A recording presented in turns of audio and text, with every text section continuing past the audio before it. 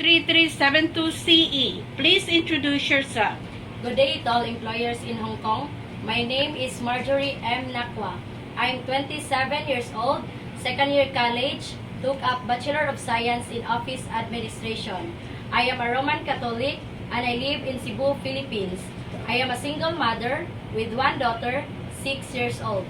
I had an experience as a local housemaid here in Philippines for 2 years and 8 months, starting January 2016 until August 2018.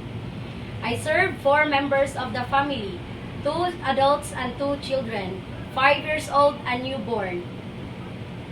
You mentioned work as domestic helper in the Philippines for 2 years and 8 months. Tell me about your responsibilities in your previous job.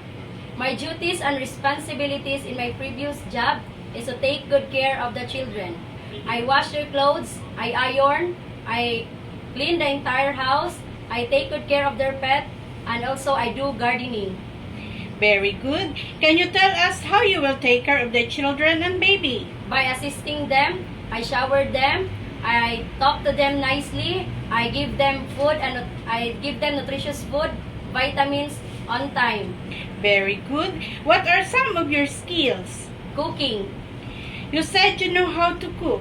Do you have any experience in Chinese cooking? No, but I'm willing to learn how to cook Chinese food. Okay, very good. What are the traits necessary to be a good domestic helper? I am loyal, hardworking, God-fearing, loving, friendly, and responsible to do work. Very good. Anything else you want to tell to your future employer? To my future employers, please choose me as your housemaid. I promise I will follow all the rules and regulations given to me, and I will take good care of your children as my own children.